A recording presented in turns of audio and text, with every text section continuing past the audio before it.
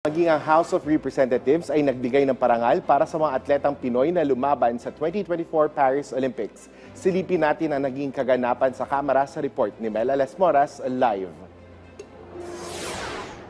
Asik Dale, nabalot nga ng kasiyahan dito sa Kamara sa pagbisita ng ating Filipino Olympians sa pangunguna ni Filipino gymnast at double Olympic gold medalist Carlos Yulo.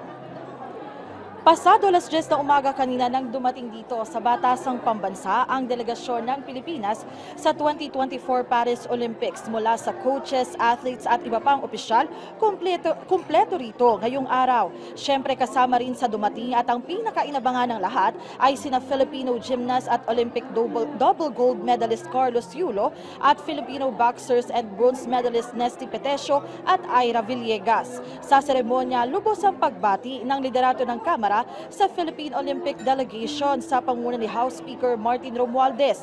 Bawat isa sa mga atleta binigyan ng pagkilala at cash incentives. Para sa ating Golden Boy, 8 million pesos ang hatid na regalo ng mga kontesista, habang sa mga bronze medalists, 2.5 million pesos naman kada isa kina Villegas at Petesio. Sa ngalan ng mga atleta, lubos naman ang pasalamat ni Yulo sa natanggap nilang mga pagkilala at regalo. Pangako nila lalo pa nilang paghuhusayan at hangad nila ay magdala pa ng mas maraming karangalan sa bansa.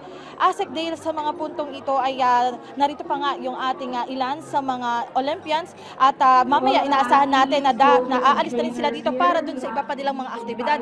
At patungkol naman sa cash incentives, sa ngayon ay kinukumpirma pa natin kung lumaki pa lalo yung regalo ng Kamara sa ating mga atleta. Asik Dale. Maraming salamat, Mela Lesmoras.